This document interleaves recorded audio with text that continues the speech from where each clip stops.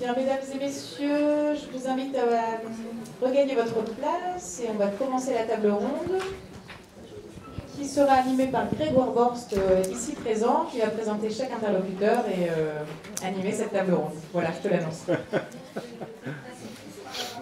Bon, merci beaucoup. Donc on a la lourde tâche de conclure cette après-midi de conférence autour d'une table ronde avec l'idée de réfléchir ensemble autour de la question de comment finalement faire réussir les élèves, tous les élèves. Je crois qu'on en a eu un bon aperçu aujourd'hui, finalement, de se dire, de mettre la focale sur différents grands concepts, grands sujets. Et l'idée aujourd'hui, c'est de travailler et de faire réagir aussi des gens qui sont sur le terrain, qui sont dans le système ou qui ont été dans le système, et d'avoir finalement ce regard croisé de chercheurs qui, comme vous l'avez vu, sont engagés sur le terrain, notamment les travaux de Sébastien, qui est réellement dans les classes, mais aussi les travaux de Mathieu ou d'Arnaud, et puis d'essayer de voir effectivement comment ça résonne chez les professionnels qui sont tous les jours sur le terrain, et avec cette triple perspective finalement,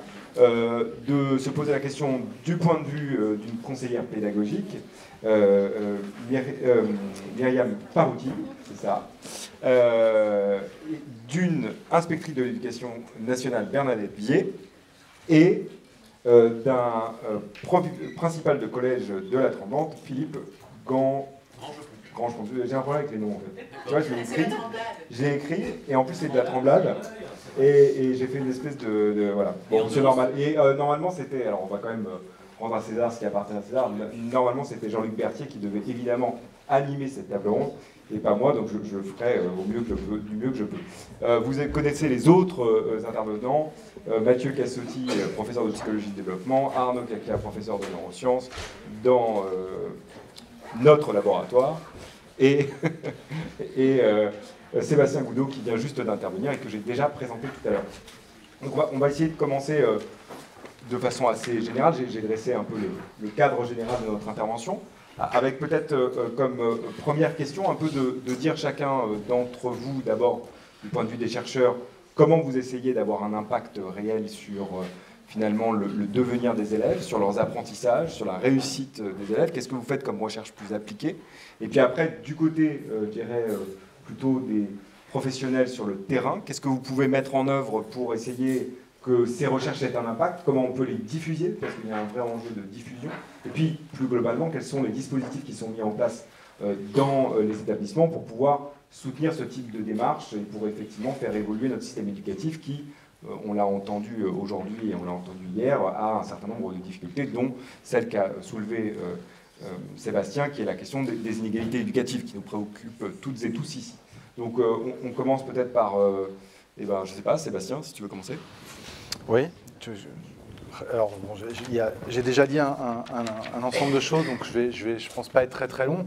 Effectivement, dans mes recherches, ce qui peut servir à la réussite des élèves, donc comme je le disais, moi j'ai beaucoup travaillé sur les effets de comparaison sociale, et je retravaille cette question aujourd'hui beaucoup à l'école maternelle, où j'ai vraiment des recherches dans des écoles maternelles où on essaye de filmer les enfants, enfin c'est pas on essaye, on filme les enfants pour essayer de travailler sur la prise de parole et le type de prise de parole que font les enfants à l'école maternelle pour, dans un premier temps, mettre en évidence d'éventuelles inégalités, et puis il apparaît qu'il en existe.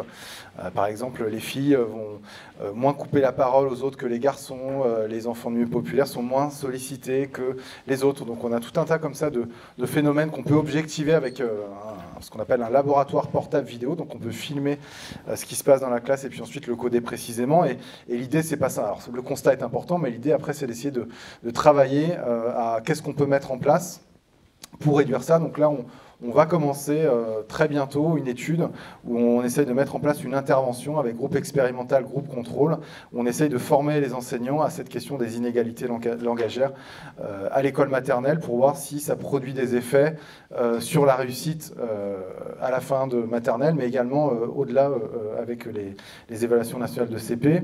Donc ça, c'est peut-être un premier aspect. Puis le deuxième aspect, c'est ce que j'ai pu aussi évoquer un peu, c'est vraiment travailler sur, parce que c'est un axe, enfin, il y a des choses sur lesquelles on ne peut pas agir, à moins de changer les structures ou de changer les croyances culturelles, et ça c'est très difficile.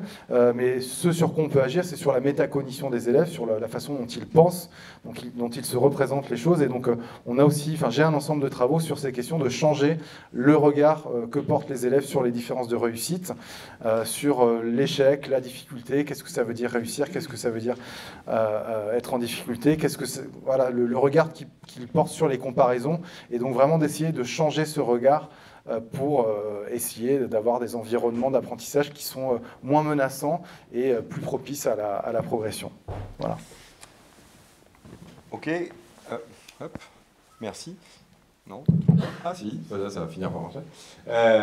Peut-être Mathieu, une autre commentaire, puis après un autre commentaire, puis ensuite j'en passerai la parole je dirais de l'autre côté, du côté des professionnels, pour se dire, bon voilà, ça c'est quelque chose qui semble pertinent, mais en gros, comment concrètement on le met en place ensuite dans un établissement? Parce que c'est très bien de faire ce type d'intervention qu'on fait, en essayant de montrer que ça peut avoir des effets, mais après tout l'enjeu, c'est comment on arrive à finalement diffuser cela dans un établissement, comment on arrive à le mettre en place, comment on le fait, finalement comment on crée une adhésion autour d'un projet comme celui-là, parce qu'on voit bien que c'est l'enjeu. C'est-à-dire qu'en gros, dans le domaine de la recherche, on arrive aujourd'hui à démontrer qu'il pourrait y avoir des effets positifs de mettre ça ou ça en place, et tout l'enjeu ensuite, c'est que souvent ça se confronte à la réalité ensuite, de problématiques de terrain. Donc la question c'était plutôt pour vous ensuite de nous dire mais finalement comment on fait sur le terrain, quelle est l'expérience et comment on peut effectivement, quels sont les leviers pour que ça se mette en place. Mathieu, je t'en prie, avant que j'arrête avec les branlées. Nous, je crois que la spécificité en fait du travail qu'on a essayé de faire sur la créativité, c'était pas de partir en fait de ce qu'on faisait dans le laboratoire, mais de partir en fait de ce que voulaient faire, en tout cas des problématiques qu'ils avaient dans la classe véritablement. Et donc en fait, quand on a travaillé avec les enseignants, on est plutôt parti de la base et des questions qu'ils avaient pour essayer de construire sur la base du matériel qu'ils utilisaient déjà en classe en fait. Donc il y a eu tout ce travail de co-construction et pas venir expérimenter dans la classe, mais plutôt essayer de voir avec eux comment on pouvait construire une expérimentation ensemble. Et donc ça, c'est les groupes de formation-action qu'on a créés. On l'a fait sur la créativité, mais ça avait été fait sur d'autres domaines avant. Et c'est vraiment la possibilité de travailler en fait véritablement avec les enseignants sur leurs problématiques. Et là, on les étend d'une certaine manière à d'autres domaines que la créativité, aussi par exemple sur la réduction en fait, des conflits entre les adolescents au collège, où on est obligé d'aller sur le terrain. Donc moi, ce que je fais, c'est que j'envoie mes doctorants pendant 2-3 jours sur le terrain véritablement, sans objectif de recherche, juste pour qu'elles travaillent et qu'elles discutent. Et comme ça, en fait, elles se rendent compte aussi de comment ça fonctionne et elles peuvent interagir directement avec les enseignants. Et ensuite, on peut vraiment se mettre à construire quelque chose. Enfin, je dis j'envoie mes doctorants, mais c'est ce que j'ai fait dans le passé, mais ça permet vraiment, en fait, je pense qu'en 3-4 jours, en fait, elles se rendent compte un petit peu des contraintes de l'enseignement et que ce qu'elles vont faire n'est pas une recherche véritablement avec un test, etc., mais qu'elles vont devoir vraiment s'adapter à ces contraintes. Ok. Peut-être que vous pouvez prendre la parole et justement nous dire un peu, du point de vue d'une inspectrice, comment on essaye finalement de penser cette articulation entre, je dirais, qui va dans les deux sens. Je crois que c'est aussi intéressant ce que tu disais Mathieu, c'est qu'en aucun cas il faudrait que cette recherche elle soit justement toujours très descendante des laboratoires de recherche qui diraient ce qu'il faudrait faire sur le terrain et ainsi de suite, mais qu'il y ait cet aller-retour constant finalement entre les deux communautés. Je pense qu'effectivement, la base certainement de la réussite sera de faire intégrer à nos enseignants qu'ils ont besoin de prendre en compte les résultats des recherches et pour la recherche de venir au plus près du terrain pour voir quels sont les besoins des enseignants et bien sûr toujours dans le questionnement de comment mieux faire pour que nos élèves réussissent et surtout combattre cette inégalité sociale. Comme vous disiez, dès la maternelle, on a déjà des constats qui sont assez importants et parfois les enseignants, quand je dis parfois c'est parce que je vais être modéré dans mes propos, hein, mais parfois les enseignants sont très démunis. Donc effectivement le va-et-vient il est essentiel. Donc je pense que maintenant à l'ère du XXIe siècle on ne peut plus faire le passe de travailler chacun de son côté. Et puis je crois que de toute façon, bon, il me semble qu'un peu là-haut, ils ont quand même saisi certaines choses, on sent une grande évolution quand même dans l'approche de la formation des enseignants. où effectivement on est en train de basculer dans les modalités de formation des enseignants pour que celles-ci soient au plus près du terrain, répondre au plus près des besoins des enseignants. Donc ça, certains, ça peut leur parler avec les fameux plans. Maintenant, on travaille par plan dans l'éducation nationale. On a le plan maths, on a le plan français, on va avoir le plan laïcité. Alors, bon, ça fait beaucoup rire parce qu'on accumule des plans. Bon, mais on espère bien qu'à partir de ces plans-là, la raison initiale de travailler par ces plans apportera des résultats au niveau des élèves. En tout cas, on sait qu'au niveau des enseignants, ça permet de progresser. Mais c'est bien là le constat essentiel pour moi, c'est que si on veut avancer, il faut qu'on travaille ensemble et qu'on passe par la formation. Alors là, il y a une modification essentielle qui se passe au niveau de l'éducation nationale, puisqu'il y a maintenant une école académique de la formation continue qui est en train de se mettre en place, avec des enjeux qui sont totalement différents. Alors, on n'a pas encore tous les contours de cette nouvelle école académique de la formation.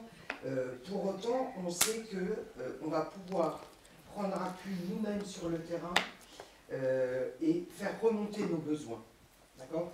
Donc là, je pense qu'effectivement, faire rentrer les résultats de la recherche, eh bien, c'est notre travail en tant qu'inspecteur, hein, d'aller questionner cette école académique de la formation et de dire, écoutez, nous, sur le terrain, on sait qu'il y a ça, on sait qu'il y a des enseignants qui se questionnent sur ça, donc aidez-nous à nous mettre en relation avec la recherche, aidez-nous à faire des expérimentations. On a aussi le dispositif innovation, ce dispositif par lequel est passé il y a 4 ans, 3 ans, 4 ans, le secteur de Marennes, hein, avec différents projets. Je pense qu'on a maintenant des leviers qui nous permettent d'avancer. Malgré tout, je pense qu'il nous faut avoir un art de la conviction, hein, parce que c'est pas simple. Moi, j'ai pas d'état d'âme à dire que dans notre maison, c'est pas simple d'avancer. Je pense qu'il faut qu'on soit convaincant. Alors, toutes les personnes qui sont ici sont convaincues que, effectivement, toutes les avancées en neurosciences, toute la recherche actuellement a, pour moi, passé un cap. Vraiment un cap depuis ces dernières années. Mais c'est un vrai travail, peut-être même, je dirais, un combat à certains moments, pour qu'on puisse avancer ensemble et qu'on puisse arriver, nous aussi, à convaincre notre terrain qu'on est dans l'obligation maintenant de transformer nos pratiques, de transformer nos gestes professionnels pour répondre non pas forcément aux connaissances académiques, hein, puisque nos élèves ne sont plus les élèves d'il y a 50 ans, faut pas, voilà, je crois que c'est très clair, mais que maintenant on a l'obligation de transformer, l'enseignant ne peut plus enseigner de la même façon, et que c'est grâce à vous, bien sûr qu'on va avancer, mais vous allez avancer aussi grâce à vous, puisque le terrain sera aussi votre nourrice, en fait, quelque part. Voilà. Je pense que c'est une bon, très voilà, bonne formule. C'est dans un premier temps, voilà ce que je peux répondre, mais je veux Parfait. Voilà, je pense que d'autres Très bien. interlocuteurs Peut-être justement avoir la perspective de quand on est principal d'un collège, comment on essaye de... Bon, il y a la question de la formation, on entend bien, il y a une question plus générale de politique éducative, de politique de la formation. Mais il y a aussi la question, je suis dans un établissement, il y a une équipe éducative, comment finalement j'arrive à mettre ça en place, comment je prends en compte finalement l'évolution de la recherche, comment je structure des dispositifs qui permettent à l'échelle d'un établissement justement de faire que les choses se développent finalement sur le terrain, puisqu'il y a tout cet enjeu-là, et on voit bien que c'est toujours la problématique. Des choses qui pourraient très bien marcher à petite échelle, sur un petit territoire, quand on fait une expérimentation, à partir du moment où on le fait sur 40 ou 50 collèges, parfois ça fonctionne moins bien, et donc on voit bien là l'enjeu d'associer finalement tous les acteurs pour que ça puisse fonctionner même quand on monte à l'échelle. C'est une des problématiques qu'on a en général, c'est qu'à partir du moment où on monte à l'échelle sur des dispositifs, ça fonctionne quand même beaucoup moins bien, parce que les gens sont moins motivés, parce qu'il y a une nécessaire, je dirais, besoin d'adhésion au dispositif. Oui, besoin d'adhésion au dispositif, conviction des équipes de direction dans les établissements scolaires ou des IEN dans les circonscriptions. Je pense aussi à la conviction des enseignants. On sait que le monde enseignant réfléchit à un esprit critique et prend parfois on le trouve peut-être dans d'autres professions, prend parfois plus en compte ce qui vient de la part des pairs d'autres enseignants eux-mêmes. La conviction des chefs d'établissement ne serait rien si elle n'était pas relayée, voire même impulsée dans certains établissements par certains enseignants eux-mêmes. L'expérience qu'on a eue à Marennes, autour d'Émilie de Crombec par exemple, et puis dans le cadre du réseau Éclore. Le réseau Éclore, c'est un réseau d'établissements autour du lycée de Bourse-Franc qui rassemble des collèges, les 2 collèges de l'île d'Oléron, le collège de Marennes, le collège de la Tremblade, celui de Saint-Aignan, et puis toutes les écoles qui correspondent à tous ces établissements. Il y a eu une véritable dynamique initiée par la conviction de, certes, certains chefs d'établissement, certes des IEN, mais surtout et avant tout des équipes sur le terrain, c'est-à-dire des enseignants. C'est eux qui vont pouvoir mettre en œuvre avec leur classe un certain nombre des pratiques qu'ils vont pouvoir découvrir, un certain nombre des connaissances qu'ils vont pouvoir découvrir à travers les formations qui ont été mises en place. Ce que vous avez fait hier au collège de Marennes, c'est quelque chose qui est très important pour nous. On en a été privé pendant presque 2 ans, pour des raisons que tout le monde connaît forcément.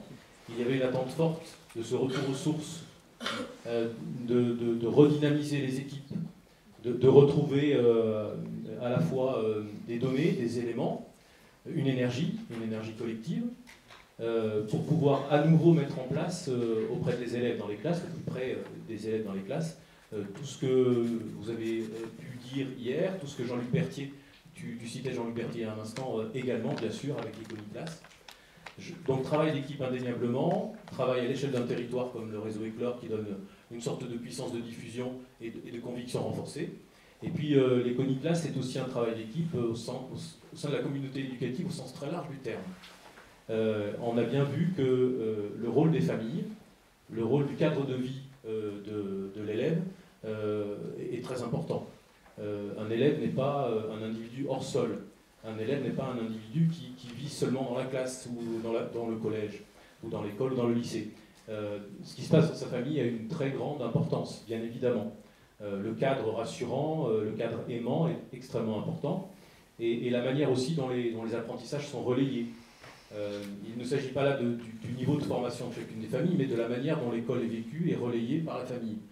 Et dans les expériences qu'on peut faire autour des Coniclasses notamment, l'implication de la famille et l'implication de l'élève au sens très large sont également très, très importants.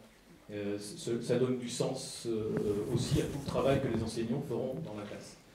Donner du sens, c'est aussi quelque chose qui est très important. Le chef d'établissement ou l'inspecteur à la tête de sa circonscription peut le faire avec ses équipes, donner du sens.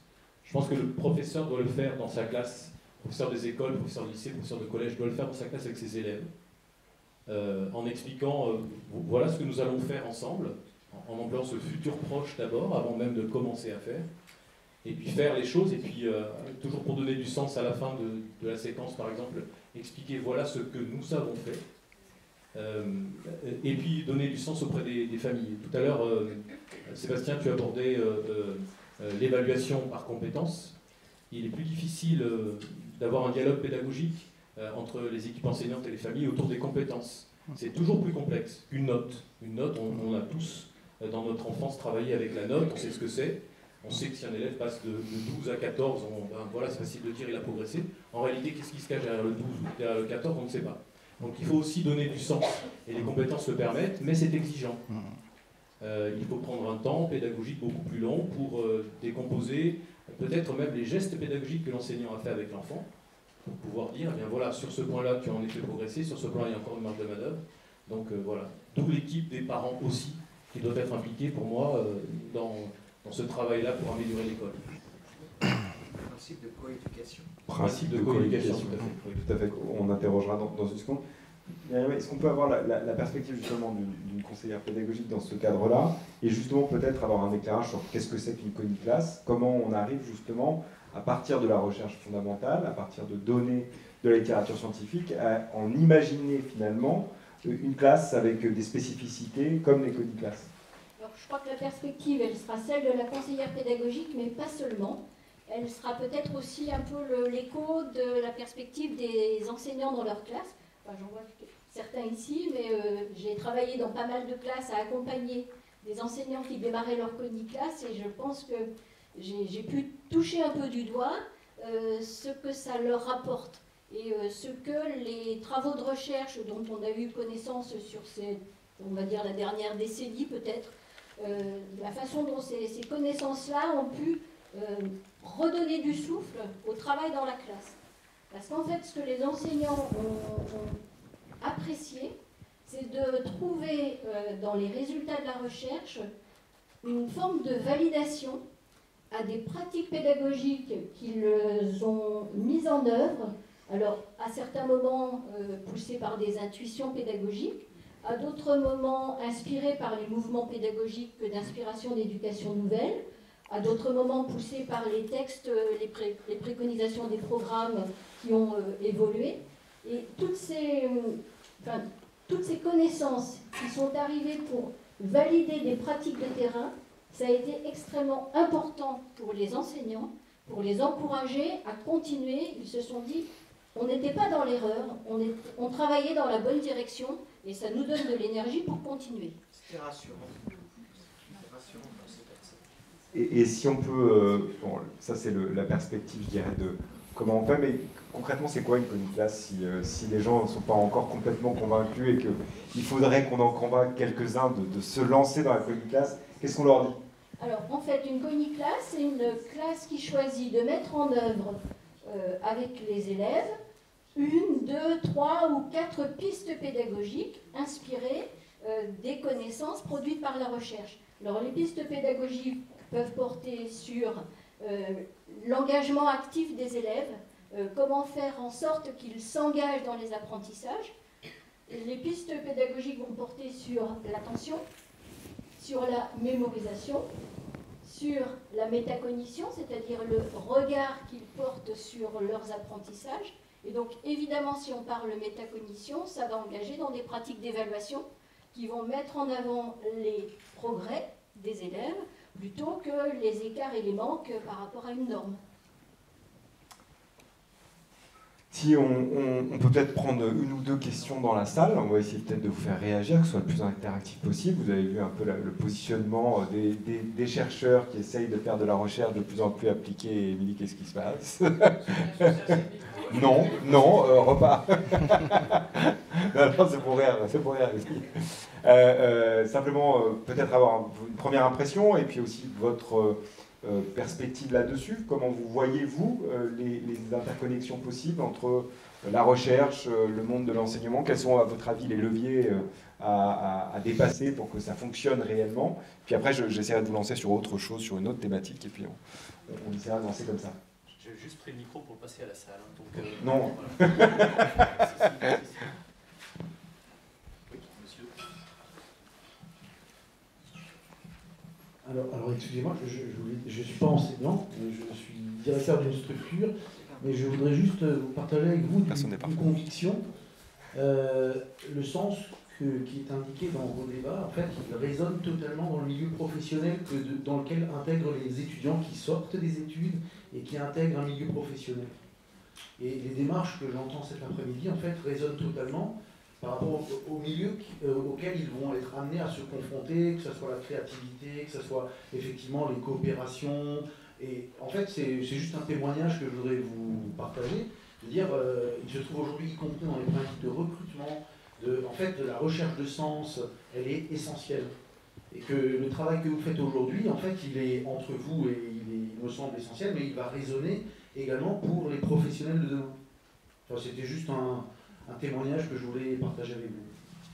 Je crois qu'on partage votre analyse, on partage le fait qu'un système éducatif, c'est effectivement fait pour ce qui se passe après le système éducatif, quand on est sorti de ce système éducatif. Donc je crois qu'on est tous persuadés de cela. C'est effectivement cette notion-là qui est importante. Alors il y a une autre question. Oui. On a tendance à l'oublier. Oui, tout à fait. Alors du coup, Nadia Linhart, donc je suis enseignante en maternelle. Alors 2 choses. Je voulais témoigner de l'importance du CARDI, qui est exceptionnel. Et quand, en tant qu'enseignante, on veut mener des actions innovantes, il est soutenant. Et quand on sait que quand dans une école on mène une action innovante, plus elle est innovante, moins elle peut être comprise. Et plus elle peut être difficile à mettre en place. Voilà. Donc ça, c'est la première chose. Et ensuite, en fait, j'ai encore 2 choses à dire. La GEM est aussi très importante parce que la GEM, elle mène aussi, avec les enseignants maternels, de nombreuses recherches-actions. Et elle forme aussi. Oui, peut-être, excusez-moi, dire ce que c'est. Alors, la GEM, c'est une association nationale, c'est l'association générale des enseignants d'école maternelle, tous les ans, il y a un congrès, cette année il sera à Boulazac. Donc il y a des expositions pédagogiques, il y a il y a un comité avec un conseil scientifique avec des chercheurs aussi. Et il y a tous les ans des enseignantes qui font des expositions pédagogiques sur une thématique. Et il y a aussi des recherches-actions avec des chercheurs sur la thématique de l'année. Donc ça c'est aussi, on parle de recherche, donc là il y a des liens aussi. Et maintenant je terminerai par voilà, la troisième chose. C'est que je suis pédagogue chercheuse avec le FREN. Sur la recherche-action, c'est grandir avec la nature. Et là, il se passe aussi énormément de choses. Donc, c'est 53 classes au niveau national sur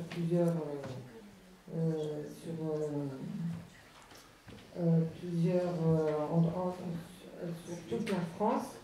Et là, la recherche, elle nous dit bien que quand on veut former des enseignants, et qu'ils commencent à travailler avec des chercheurs et ils vont se mettre en recherche et réfléchir et voilà.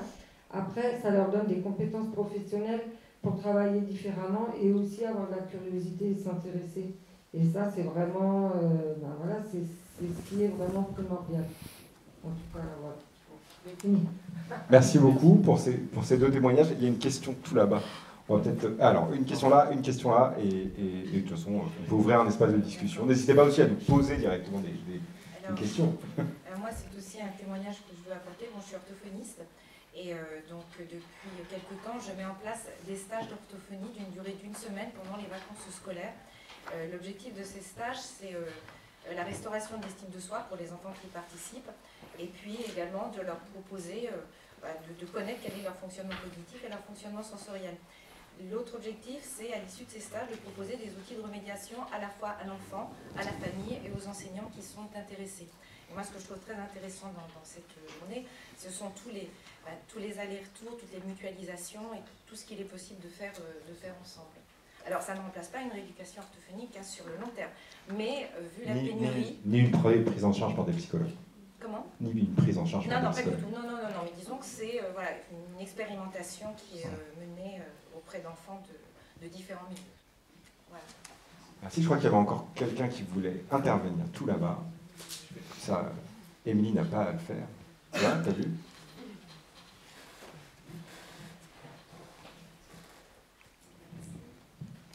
Bonsoir, je m'appelle Marielle Moreau, je suis enseignante en CP-CE1 en milieu défavorisé. Je fais une cogniclasse et j'ai beaucoup de mal à toucher les parents sur ce sujet-là. J'ai écrit un article que j'ai intitulé « Comment aider mon enfant à la maison » en reprenant voilà, les thèmes de la cogniclasse. J'ai été formée il y a 3 ans. J'étais très fière de mon article. Jean-Luc Berthier l'a corrigé, il m'a dit ça, c'est bon, c'est bon, c'est bon. Voilà, je l'ai transmis aux familles, j'ai expliqué aussi à la réunion de rentrée. Et toute l'année, j'ai eu ensuite des rendez-vous avec des parents qui me posaient des questions sur des choses qui étaient dedans. Donc j'ai pris conscience que finalement, pratiquement personne ne l'avait lu. Encore hier, il y a une maman qui me demande combien de temps, à quelle heure je dois coucher mon enfant. Et je dis, écoutez, je sors son porte-vue, voilà, vous voyez, c'est marqué entre 9h et 12h à cet âge-là. Et je me rends compte que je ne les ai pas du tout touchés avec mon super papier, dont j'étais très fière.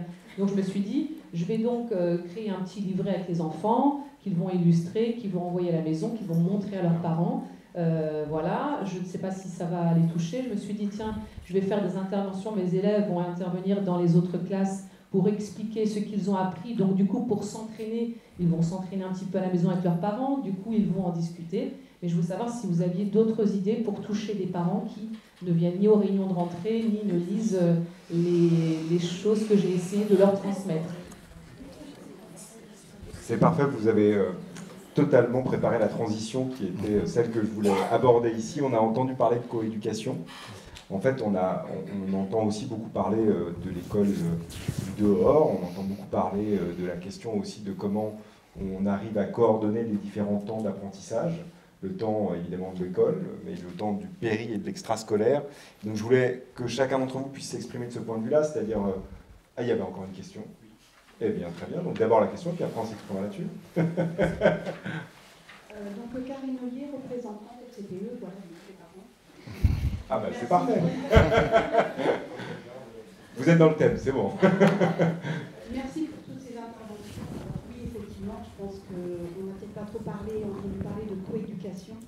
Voilà, c'est vrai que c'est un monsieur dont on a parlé, Madame Moreau, qui ont une intervention aussi. Mais je pense qu'effectivement, la relation famille-école, elle ne sera plus la même. Voilà, les mois Covid ont effectivement transformé la représentation que les parents ont d'école. La relation famille-école, alors moi j'aurais des questions, comment elle se construit et comment elle se déconstruit. Combattre les inégalités sociales, effectivement, je pense que c'est important d'expliquer, d'associer les parents. On parle aussi beaucoup autour de l'orientation des élèves, les déterminismes, comment ça se déroule effectivement au niveau des catégories socio-professionnelles. Et quels sont les leviers et les freins effectivement pour associer les parents. Alors c'est vrai, Madame Moreau, oui, voilà, on a eu l'occasion effectivement de travailler ensemble quand Madame Moreau était sur l'école à Marennes. Les parents, il faut qu'ils trouvent leur place. Je pense que c'est aussi le regard qui est porté par les parents, par les enseignants aussi sur les parents, et aussi la relation famille-école. C'est comment, effectivement, on permet aux parents de trouver la place dans la scolarité de leur enfant. Parce que bien souvent, effectivement, on retrouve beaucoup de parents pour qui la relation famille-école ne pose pas de problème. Mais qu'est-ce qu'on fait, effectivement, pour les parents où ça pose problème, et comment on leur permet, effectivement, de se réinvestir et de retrouver leur place. Merci beaucoup, et c'est bien parce que ça fait la transition parfaite avec ce qu'on était en train de dire. Donc cette question justement de la coéducation, et c'est bien parce que ça nous permettra de chacun des chercheurs de prendre la parole, et puis ensuite à chacun d'entre vous de reprendre la parole et de redonner la perspective du terrain sur ces questions-là. Qu'est-ce qu'on peut imaginer? Je peux vous donner un exemple d'une expérimentation qu'on essaye de faire, et tout ça, ça reviendra effectivement finalement à ce témoignage qui était de dire des fois c'est difficile de toucher les parents, puis vous le dites aussi, parce qu'il y a un rapport qui est différent, il y a un rapport, et Sébastien le dira très bien, il y a un rapport qui est encore plus compliqué pour les parents qui sont éloignés de l'école, des parents qui n'ont pas eu des scolarités nécessairement faciles, ou qui ne sont pas allés à l'école, ou qui sont sortis très tôt du système éducatif. C'est vrai que c'est une difficulté, mais ce n'est pas une difficulté spécifique pour les enseignants.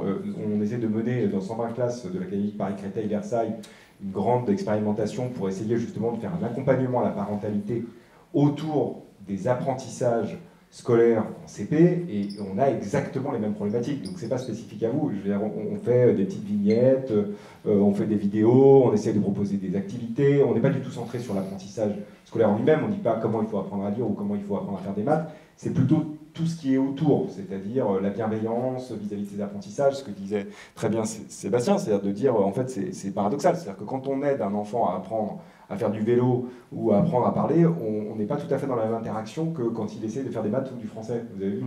Alors, on a tendance à être un tout petit peu plus dur quand c'est dans les interactions parents-enfants autour des apprentissages scolaires fondamentaux, mais parce qu'on est aussi dans une situation compliquée. Donc il y a un vrai enjeu de la coéducation. Je voulais vous entendre chacun d'entre vous, peut-être avec des prismes différents, peut-être Arnaud, le prisme de comment on fait quand on est universitaire pour se dire de comment on agit là-dessus, du point de vue par exemple de la formation continue des enseignants, mais aussi ce que tu as dit sur le stress, puis peut-être Mathieu, Sébastien, et puis ensuite je vous redonne la parole et on refait ça du point de vue de la coéducation, de l'intégration des différents temps scolaires aussi, et des différents temps d'apprentissage, comment on peut le penser quand on est du point de vue d'un chercheur ou quand on est du point de vue plutôt de quelqu'un qui est sur le terrain. Alors, je pense qu'une question qui est assez générale, c'est la question d'un espace dans lequel à la fois les chercheurs, les enseignants, les parents peuvent se retrouver. C'est vraiment à la fois le lieu, la modalité et aussi des questions de langage. Ce genre d'événement aujourd'hui l'illustre bien. On a besoin de communiquer et ça peut être pas toujours très simple en termes de communication, de ne pas se retrouver dans une tour de Babel. Et donc, il y a besoin, alors c'est pas forcément encore très structuré, quels sont ces espaces de communication, mais pour qu'on ait au moins un langage commun qui est important, parce que ce que disait Grégoire à plusieurs reprises, c'est pas nous les experts de la pédagogie, c'est pas nous les experts de la parentalité, et donc il y a toute une question de comment on peut transférer ces connaissances. Et un exemple peut-être, on a monté au Labou une formation continue, le DU neuroéducation, dans lequel il y a 2 étapes, il y a 2 temps, un temps notionnel où on va donner les concepts, et puis un deuxième temps où on demande aux personnes qui sont du monde de l'éducation, donc soit des enseignants, soit des formateurs, soit des responsables d'établissement, de se saisir des différents concepts et de amener eux-mêmes des projets sur la base de ces concepts. Donc, vous avez donné tout à l'heure quelques exemples dans les Cognitas, qui sont sur des domaines assez classiques de la psychologie et des neurosciences cognitives, mais on peut imaginer plein d'autres domaines, par exemple le stress, si on reprend l'exemple du stress, ou des écoles des parents. Et je pense que ça ne peut pas être les enseignants tout seuls ou les chercheurs tout seuls qui peuvent trouver la solution, parce qu'on n'a pas la bonne expertise, et on a vraiment besoin d'avoir des espaces en commun. Ça peut être aujourd'hui, lors d'événements comme aujourd'hui, ou des formations continues, ou peut-être pour les parents, trouver des moments de partage. C'est que quand on fait l'expérimentation en école, surtout quand c'est des projets d'imagerie qui sont un petit peu lourds et un petit peu compliqués à expliquer, un simple flyer, on dit voilà, on va venir dans votre classe faire de la recherche pour essayer de comprendre le cerveau qui apprend, on est à peu près sûr qu'on n'a aucun parent qui va donner son autorisation pour que son élève participe. En revanche, si on vient et qu'on monte une présentation, un moment d'échange avec les parents pour dire voilà ce que c'est la recherche, voilà ce que c'est le cerveau qui apprend, voilà la question qu'on se pose, voilà comment on va essayer de répondre à la question, voilà comment essayer de valider ce qu'on a essayé de faire, eh bien ça crée un espace de discussion, et je pense qu'il faut trouver des espaces à façon pour poser ce genre, pour pouvoir communiquer en fait. Ok, Sébastien, une idée là-dessus justement de qu'est-ce qu'on peut faire pour favoriser et la coéducation, mais je crois que j'insiste, je reviens là-dessus parce que je crois beaucoup qu'il y a une autre idée qui est de savoir comment on arrive à remobiliser des compétences qui sont développées en dehors de l'école, ou en tout cas en dehors du temps scolaire, mais qui impliquent finalement l'école, parce que ça peut être l'extrascolaire, ça peut être le périscolaire, et comment on fait pour que finalement tous ces temps-là puissent être intégrés et au service de la réussite de tous les élèves, parce que c'est ça aussi l'enjeu, on est toujours sur cette question de comment on réduit les inégalités. Donc de ton prisme-là, de ta discipline ou des projets de recherche que tu peux mener, comment tu vois ça et quels sont les leviers finalement, parce que là c'est un peu de se dire qu'est-ce qu'on fait aussi. Ouais. Alors moi je me suis intéressé, alors cette question de la parentalité elle est présente depuis très longtemps puisque vous l'avez vu dans mes travaux, je travaille beaucoup sur le décalage en fait entre la socialisation familiale, entre ce qui se passe à la maison et puis ce qui se passe à l'école, et on voit que clairement il y a des élèves qui arrivent un peu en maîtrisant déjà un certain nombre de choses. Mais j'ai commencé à m'intéresser plus spécifiquement à la parentalité avec la situation de confinement et d'école à la maison où en fait il y a des choses qu'on savait déjà mais ont vraiment été rendu extrêmement visible. C'est-à-dire qu'on a demandé dans cette situation, les parents se sont retrouvés à devoir faire l'école à la maison, et cette situation a rendu vraiment visible des mécanismes qui existaient autrefois et qui existent même encore aujourd'hui dans une situation qui redevient normale. Et peut-être un élément sur lequel, pour répondre directement à la question, qu'on a pu mettre en évidence, mais que des travaux avaient déjà mis en évidence, c'est le sentiment à se sentir légitime à venir en fait parler à l'enseignant. On le voit, moi j'ai été enseignant aussi même dans le primaire, comme je le disais avant, et c'est frappant, les parents de milieux plus favorisés se sentent légitimes à interpeller l'enseignant, même à donner leur avis sur ce qu'il fait. Vous auriez dû faire peut-être un peu différemment. Les enseignants, les parents de milieux populaires ne se sentent pas légitimes. Et parfois, justement, cette absence peut être perçue comme un manque d'investissement, peut-être parfois un désengagement, un manque de volonté, alors qu'il y a vraiment des travaux, notamment qui viennent plutôt de la sociologie, qui montrent que finalement, ces parents-là estiment que le professionnel, c'est l'enseignant, et que, j'ai surtout pas, bien sûr, à aller lui dire comment il doit faire, mais je me sens même pas légitime à venir en fait dans l'école, à une réunion de rentrée, et donc là, je pense qu'il y a un vrai enjeu à comment amener ces parents-là à se sentir légitimes. Et cette question, effectivement, est, je pense, d'autant plus d'actualité avec ce qui s'est passé avec le confinement, mais qui a laissé des traces. On a des projets de recherche en ce moment sur la question des espaces de travail numérique, et notamment où aujourd'hui, même si on n'est plus confiné, il y a une grande partie de la relation, notamment au collège, qui se fait via les ENT, et que là, on sait que ces dispositions à ne pas se sentir légitimes peuvent être redoublées par un manque de disposition aussi à savoir utiliser les outils numériques. Vous le disiez tout à l'heure sur la question déjà la question des formes d'évaluation qui ne sont pas toujours lisibles pour des parents éloignés de l'école. Il y a les questions d'usage d'outils numériques. Et je pense que voilà, là, il y a vraiment des choses à faire, et notamment quand on donne de la place aux outils numériques qui ont indéniablement des avantages pour l'apprentissage, mais il faut avoir en arrière-plan, je pense, la question de comment faire que ça ne vienne pas éloigner encore plus certains parents. Et ce n'est pas juste une question d'équipement, c'est la question aussi de l'usage, de la compétence à se servir de l'outil. Mathieu, peut-être t'entendre, parce que finalement tu travailles sur une matière qui n'est pas forcément enseignée à l'école, qui est la créativité. La créativité, elle ne se développe pas qu'à l'école. Justement sur des points de focale qui sont des points focales importants, comme développer sa créativité, parce qu'on sait, c'est ce qu'on entendait aussi, après l'école, on sait que c'est une compétence à développer. Comment toi tu vois ça? Comment tu vois justement l'intégration d'un temps scolaire, d'un temps périscolaire et extrascolaire sur ces questions-là? Comment aussi on pense le rapport à la parentalité à l'école, à l'adolescence, parce que c'est aussi la période à laquelle tu t'intéresses, et souvent on la pense plutôt pour la problématique du primaire, mais il y a aussi l'enjeu de comment on maintient finalement un lien avec les parents et l'engagement dans les apprentissages au moment du collège et du lycée. En fait, je pense que la créativité, elle peut nous aider. En tout cas, les situations de conception peuvent nous aider parce que si le problème était simple et qu'il existait une solution, en fait, pour susciter l'adhésion des parents, pour faire en sorte d'avoir une école, on l'aurait tous appliqué depuis bien longtemps, en fait. Et si elle n'existe pas, c'est parce que peut-être, en fait, le problème est beaucoup plus complexe et qu'il va dépendre aussi, en fait, des territoires, des questionnements très...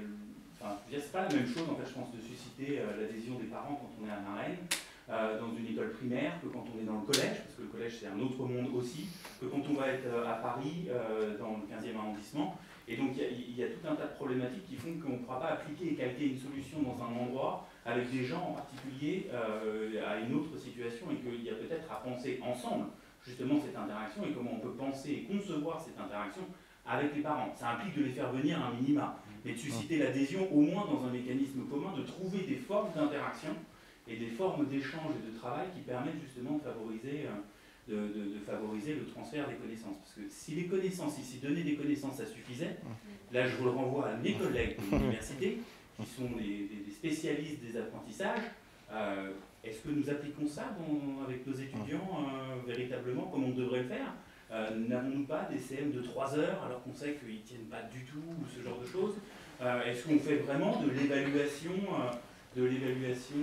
informative, ou est-ce qu'on fait des examens comme tout le monde à la fin? Je pense que l'université, pourtant on a cette connaissance, on sait exactement ce qu'on va faire. Il est désagréable. Et il est parfaitement désagréable, et c'est lui qui dirige la formation en plus. Donc, mais pourquoi en fait? Et en tant que parent, c'est pas vrai, on a essayé de le mettre en place, tu le sais très bien. Mais je sais bien. Tu vois à quel point c'est difficile, et si c'est difficile, c'est parce que ça demande un effort, dans la durée, que les résultats en fait sont pas bénéfiques tout le temps, on n'a pas changé un certain nombre de choses donc, tout de suite, donc bien sûr que c'est compliqué, et encore une fois, il n'y a pas de solution simple à des problèmes complexes. C'est vrai. Tu nous as fait grandir. Hein. Alors, oui, c'est ça. Bon, alors, ceci dit, je pourrais avoir un exemple, c'est-à-dire qu'on a parlé du travail d'évaluation par compétence, d'évaluation par note, on prône l'évaluation par compétence, et au DNB, on met des notes. Ouais. Bon, cherchez la c'est le second degré. Je vais dire ça. Non, c'est facile. Non, je voudrais revenir sur la parentalité. Oui, justement, de votre point de vue, quand on est inspectrice, comment on pense ce rapport à la parentalité? La parentalité, alors, c'est évidemment, à mon sens, le sujet le plus complexe. Parce qu'enseigner, on apprend, normalement. On a une formation, d'accord, dans la formation initiale, et ensuite on a la formation continuée. La parentalité, je pense que ça, enfin, j'en suis sûr, ça ne fait pas partie de la formation. À aucun moment, j'ai vu des modules de formation initiale où on va amener les enseignants à réfléchir sur leur rôle d'enseignant dans cette coéducation, c'est-à-dire travailler avec quelqu'un d'autre. Hein. Et ce quelqu'un d'autre, quand même, à mon sens, c'est le plus important. Maintenant, je pense qu'il y a quand même beaucoup d'écoles qui s'emparent de ce sujet-là, sans avoir eu véritablement de formation.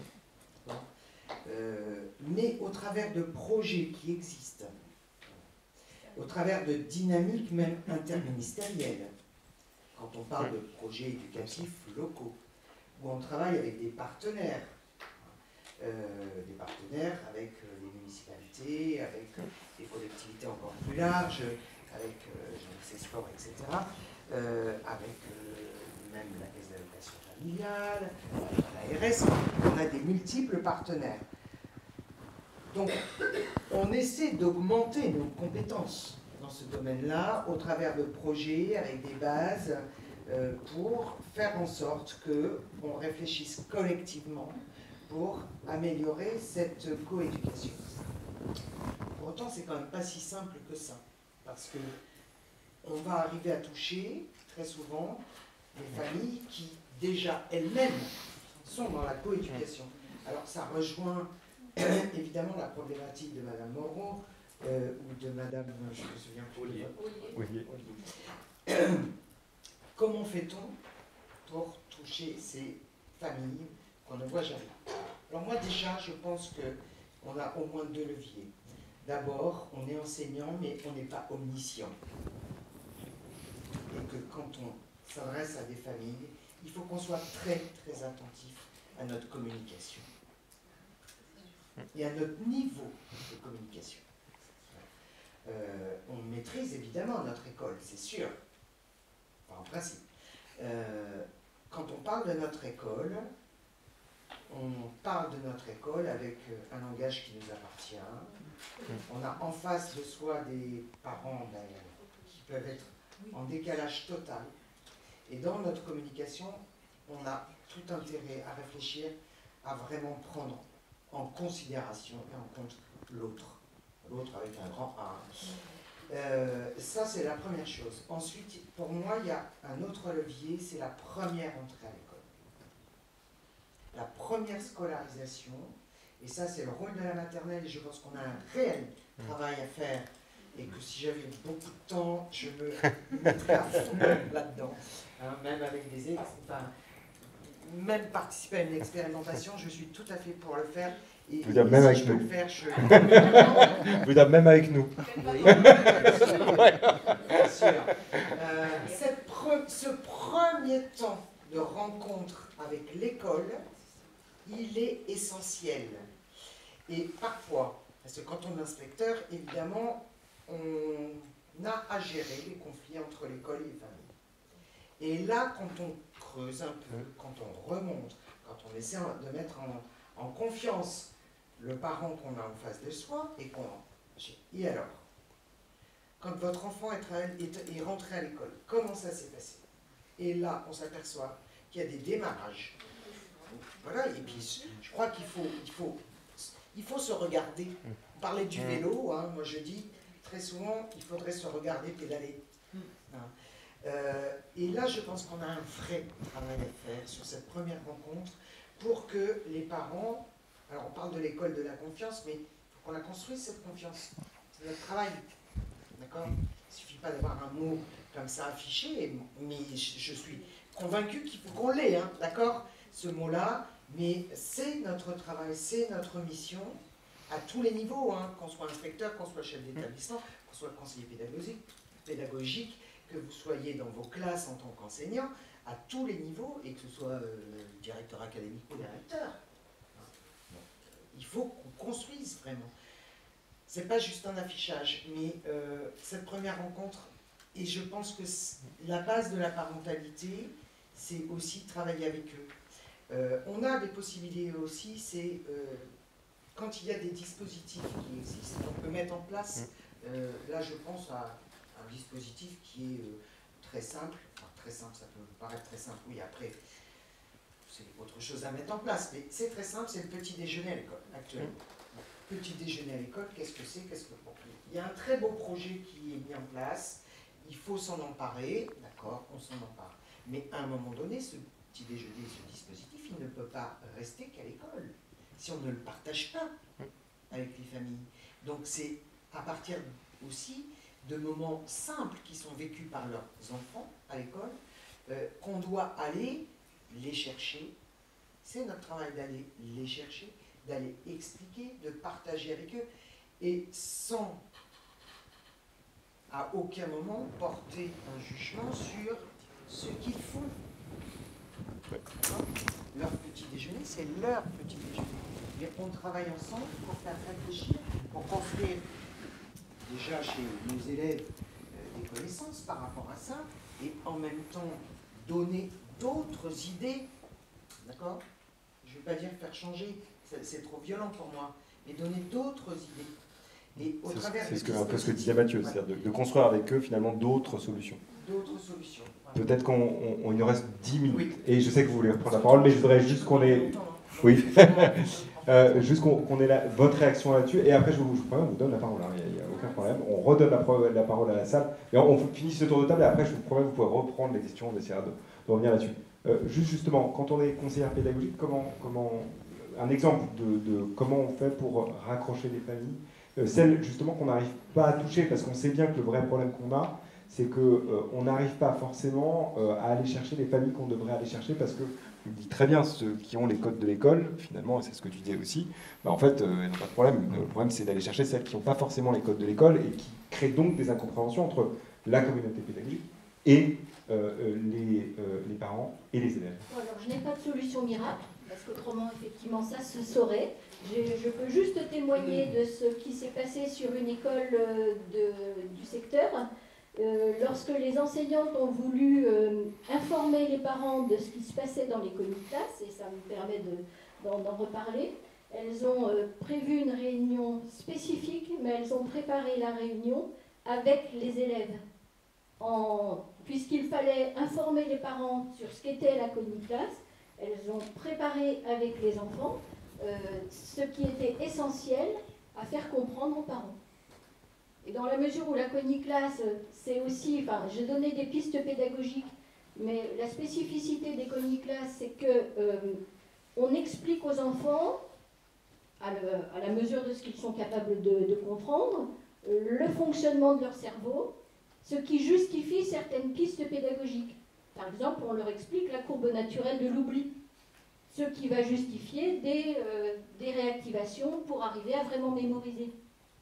Donc ces points-là, les enfants les avaient bien identifiés et ils ont pu préparer la réunion pour leurs parents. Voilà, ça, c'est juste un exemple. Très bien, et on finit avec toi Philippe, et puis ensuite on vous donne la parole. Quatre exemples, peut-être. Et avec 3 sous-exemples par exemple.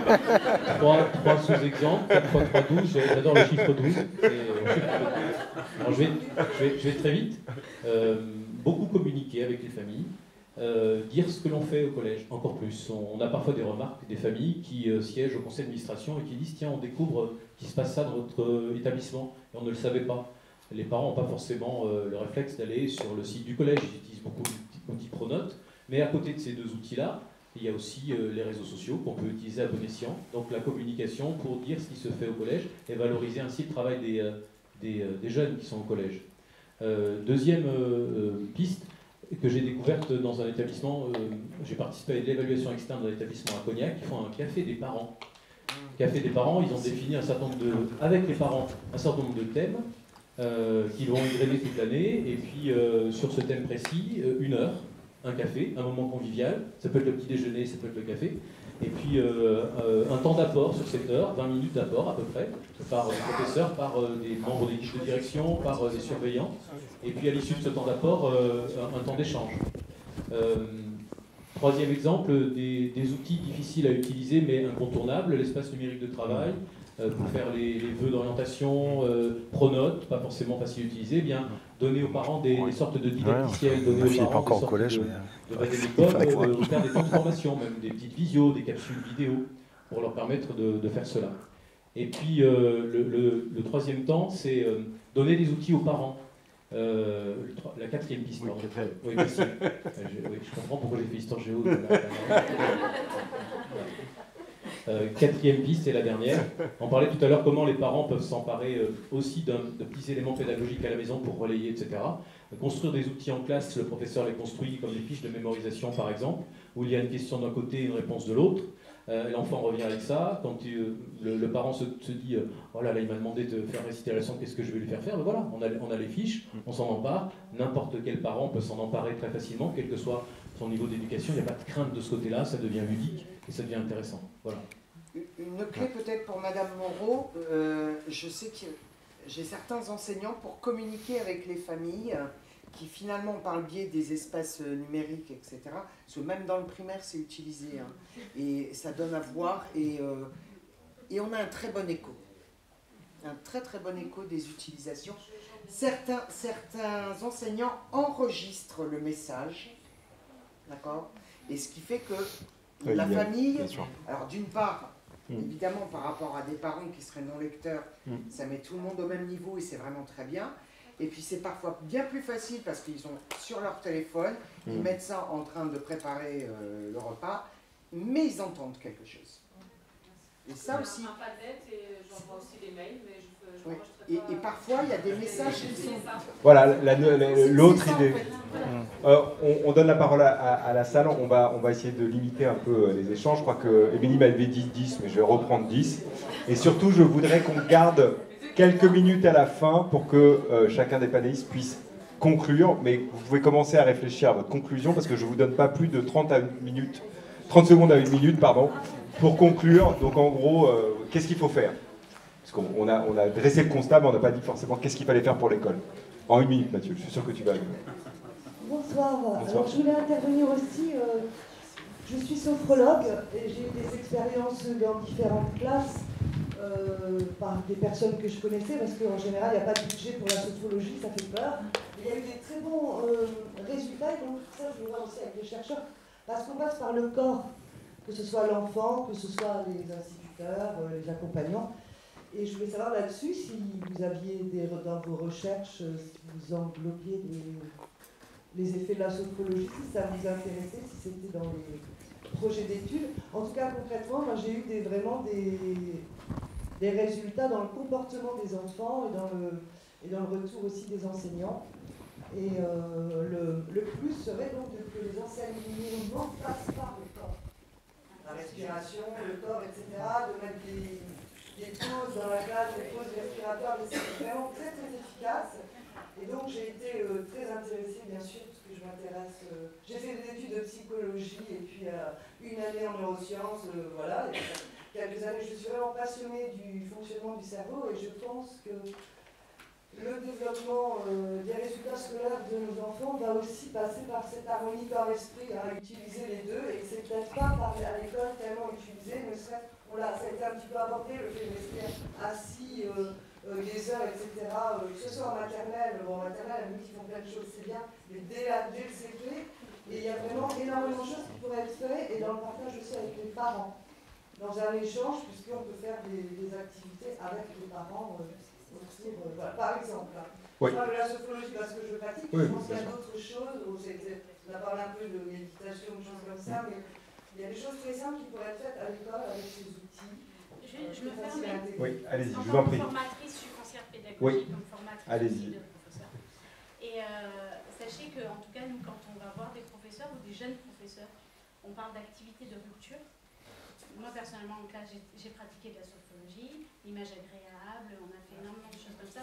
Et qu'on en parle, voilà. En fait, on le pratique et on le motive de plus en plus. Et quand on forme les professeurs, on en parle systématiquement. Voilà. C'est une obligation, en fait, pour nous, parce que justement, on ne veut pas voir d'élèves assis toute la journée. Et qu'on demande justement à ce qu'il y ait du mouvement dans la classe pour favoriser la compréhension. Voilà, on appelle ça une activité de rupture. Il y a la gestion des émotions, la gestion des ce travail-là se développe de plus en plus dans l'ensemble des classes. Et par contre, c'est aussi intégré dans des formations. Alors, ce n'est pas des formations spécifiques sur ça, mais c'est intégré à d'autres types de formations. Le bien-être en classe, oui. La gestion des émotions, là je crois que maintenant, je ne sais pas quel élève de maternelle sort de maternelle sans avoir travaillé sur, bon, je ne citerai pas le livre, etc. Le problème c'est qu'on le fait moins au collège et au lycée, là où justement en fait, les émotions... Alors attendez, on va juste essayer de prendre des tours de parole, parce que comme ça fonctionne mieux, et je vous donnerai le micro. Donc si vous voulez reprendre la parole, alors je pense que vous en... Mathieu, tu voulais dire quelque chose sur collège-lycée ou pas? Non, que la gestion des émotions. Je t'en prie, prends le micro. Je disais qu'effectivement, chez les primaires, enfin chez les maternelles, on leur apprend à identifier les émotions, mais on leur apprend beaucoup moins en fait au collège et au lycée, là où les émotions deviennent très sociales et sont dans l'interaction et dans le conflit, parce que c'est aussi ça, à exprimer leurs émotions avec des mots plutôt que de le faire avec de la violence. Et donc il y a des travaux qui sont faits sur cette capacité à exprimer, à comprendre ses émotions pour éviter en fait de les exprimer par la violence. Voilà. Parfait. On a plusieurs interventions. Moi, c'est juste pour dire qu'effectivement, au collège et au lycée, il y a moins de lieux pour ça. Moi, je suis enseignante en mathématiques au collège, et c'est vrai que je prends un temps sur mes 50 minutes pour faire un quart d'heure sur les émotions. Du coup, le programme est... Programme. Interroge le programme. Oui, bonsoir. Juste, en fait, moi je suis infirmière. Donc infirmière dans un établissement, dans un lycée. Il marche bien, juste mettez-le bien. Dans un lycée sur La Rochelle. Et juste pour illustrer, bon, c'est vrai que ça m'a refait penser à un cas concret en fait, d'un jeune homme qui est arrivé en pleurs, qui fait à peu près 1m95 et qui me demandait pourquoi on lui ait infligé cet état de torture depuis 17 ans, mais 20 ans. Parce qu'il ne savait pas où mettre ses jambes, parce que la table n'était pas à la bonne hauteur, parce que s'il les mettait devant, ça ne pas, parce que s'il les mettait les professeurs lui demandaient de ranger ses pieds, s'il les mettait comme ça soulevait sa table, s'il les mettait à côté, c'était son compagnon d'à côté. Voilà, donc c'était juste pour illustrer effectivement ces temps de pause et puis arriver à 8h le matin pour partir à 18h. Là, c'est pas son cas à lui, mais de nombreux élèves qui se lèvent à 5h30 et qui arrivent chez eux à 7h30 le soir. Donc voilà, on n'a pas beaucoup parlé des lycéens, mais c'est vrai que c'est vraiment... Et il n'y a pas du tout, là, c'est heure après heure, 50 minutes, là, il n'y a pas de tout. Et nous, en fait, on essaye, les infirmières dans cet établissement, de prendre, on a eu beaucoup plus de temps. On a actuellement, au niveau des programmes, au niveau de... Donc voilà, c'était juste un constat. Merci, on va prendre une dernière question, la dernière des dernières. Peut-être quelqu'un qu'on n'a pas entendu. Allez-y. Et ensuite, on va conclure. Et ne vous inquiétez pas, on va rester dans la salle. Vous allez rester et vous allez répondre aux questions. Oui, Mathieu, il dort ici. Il est là. Et... il sera là-bas tout à l'heure. Il sera là-bas. Si vous le cherchez, il est là-bas. Allez-y, je vous en prie. Je suis désolé, on est un peu dissipé. Effectivement, moi je travaille dans une collectivité locale, au département de la Charente-Maritime. Et j'ai travaillé dans 2 départements, dans des endroits différents. Et effectivement, depuis 2001, donc effectivement, on observe une évolution des apprentissages, des pratiques d'apprentissage, des postures, et la conséquence en termes de bâtiments, une demande de plus en plus grande des bâtiments qui soient plus grandes et qui soient faciles et transformables en espaces collaboratifs. Et donc favoriser le travail de l'espace collaboratif en favorisant la modularité des équipements, tables, chaises, de passer de grands groupes comme Magistro qu'on a tous connus, autant de calme que j'ai vu à Marennes. Tout simplement, l'enfant arrive en début d'après-midi, il y a des enfants qui sont plus agités que d'autres, mais ils ne sont pas forcément plus faibles ou moins bien. Et on lui dit, bah, écoute, toi, tu vas te mettre sur la table qui est isolée là-bas, tu vas faire la petite tour d'Hanoï, et quand ça sera mieux, tu reviendras avec l'équipe, alors qu'il y a des petits groupes de 4 qui font autre chose. Et j'ai trouvé ça très intéressant.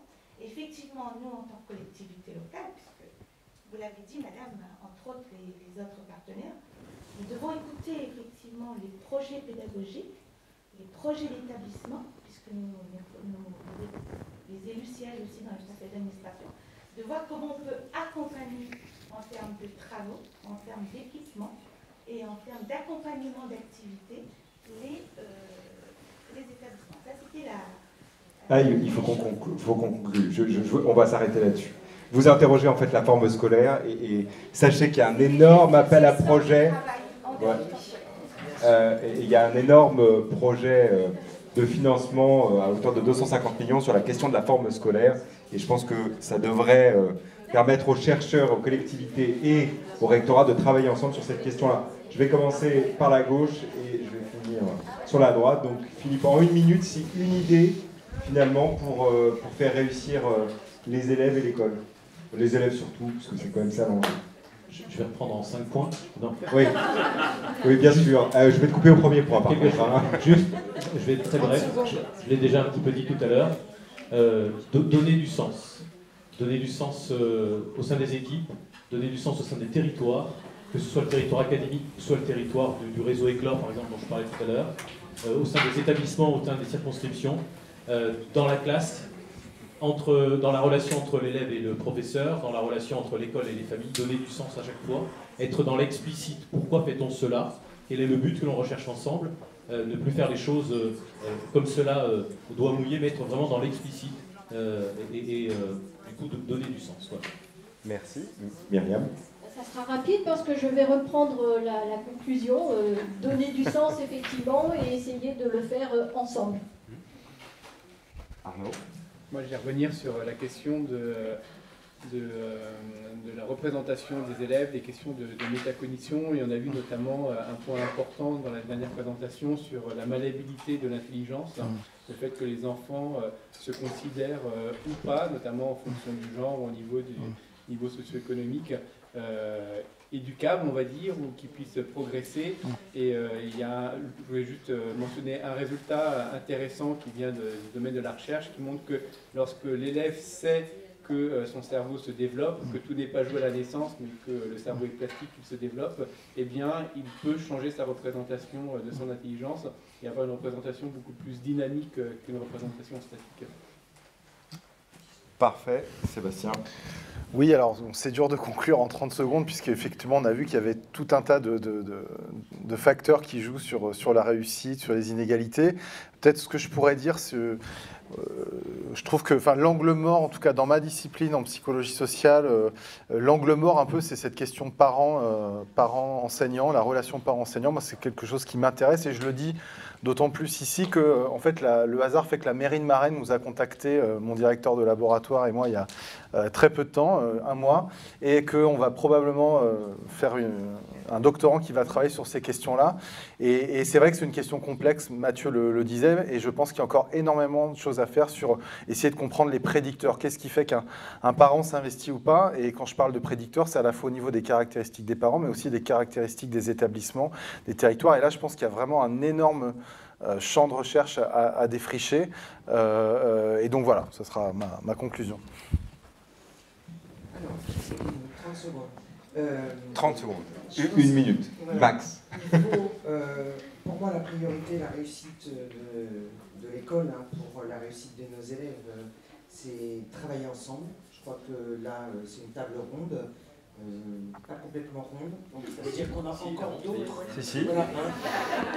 Donc ça veut dire qu'il faut aussi prendre, il faut prendre les familles, il faut prendre les collectivités. Enfin, c'est un vrai travail collectif pour moi.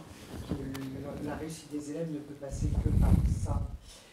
On a un très gros travail à faire dans l'éducation nationale, c'est rendre lisible notre école, donc qui revient au sens, et que à partir de cette lisibilité, nous avons des gros chantiers. Moi, je suis assez positive dans ce que j'entreprends, dans ce que j'ai envie de voir devant. Donc, je trouve, Émilie, que merci à toi. Voilà, depuis 4 ans, je trouve qu'il y a une dynamique qui s'est installée dans ce secteur. Moi, j'ai envie d'aller un peu plus loin, passer la Seudre, parce que je suis de l'autre côté de la Seudre. Mais c'est comme ça aussi, c'est par ces temps-là, c'est par les temps de formation qu'on va pouvoir égrener, qu'on va pouvoir faire de la contagion sans masque. On ira, là on peut y aller. Donc je pense qu'il faut être positif. Enfin, on a tout. Je pense qu'on a beaucoup de clés en main. Si on est avec vous et si vous êtes avec nous, je pense que voilà, on a de belles années en perspective pour moi. Voilà. Merci pour ce mot. Mathieu, est-ce qu'on est avec eux? A priori non, puisque... A priori, il y a de la concurrence. Oui, il y a de la concurrence. C'est pas nous qu'on est venus chercher. Ah ben on est à 2 heures de TGV. Et dans une démarche écologique, tu vois... On va co-construire ensemble. On va le co-construire. C'est ouvert encore. Mathieu, pardon, j'ai... Moi, je n'ai pas de choses spirituelles et profondes à vous donner je suis désolé, donc je vais essayer de m'appliquer en fait ce que je dis. Souvent, on ne sait pas, et je ne sais pas ce qu'il faut faire. Je suis certain que je ne sais pas ce qu'il faut faire, mais je l'accepte. Et puis, comme vous êtes là et que vous êtes en train de chercher, le tout c'est de chercher en fait, et d'essayer de concevoir ensemble quelque chose, et puis de finir peut-être par trouver des choses qui ne marcheront pas. On va échouer 10 000 fois, mais à un moment donné, peut-être que sur un truc en particulier, on arrivera à avancer, c'est déjà pas mal. C'est déjà peut-être ça notre objectif, donc raccrochons-nous à ça. Bon ben, raccrochons-nous à ça, sur un message d'espoir de Mathieu. Je crois que là c'est bien, je crois que vous allez repartir galvanisé. Non, je voulais déjà remercier l'ensemble des panélistes pour cette table ronde, l'ensemble des intervenants de cet après-midi, évidemment Émilie et tous les gens qui ont participé à l'organisation, et à vous aussi de vous être déplacés un samedi après-midi sous ce grand soleil. Finir sur peut-être une note un tout petit peu plus positive que celle de Mathieu. Non, je crois fondamentalement que notre école a des difficultés. Je pense par ailleurs qu'elle a des ressources, et là je vous rejoins. Qu'il faut s'interdire il ne faut rien s'interdire, qu'il faut tout évaluer, y compris les programmes. Je suis absolument persuadé qu'il faut évaluer les programmes. Je ne suis pas le seul à le penser. La présidente du conseil d'évaluation de l'école le dit.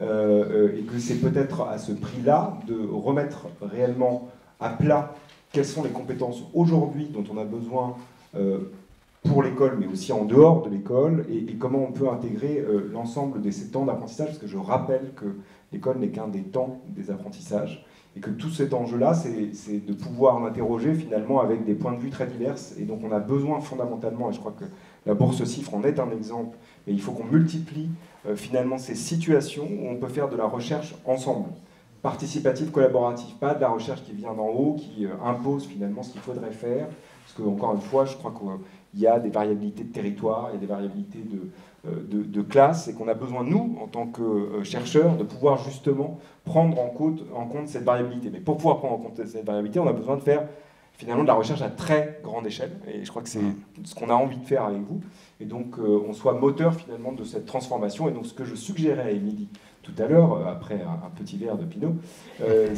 oui, parce qu'elle boit du Pinot un peu de venir... c'est pour ça qu'elle est comme ça, finalement, détendue aujourd'hui. C'était que ce lieu, ce festival Cerveau d'Odyssée, puisse être aussi un lieu de construction, de recherche participative et collaborative. Et donc on se retrouvera dans 2 ans pour faire ça. Tu t'invites? Oui, je m'invite. Parfaitement, puisque les bourses CIFRE vont à d'autres laboratoires, je m'invite dans 2 ans. Voilà, merci beaucoup. J'ai pourri la fin du festival, moi, sans le vouloir.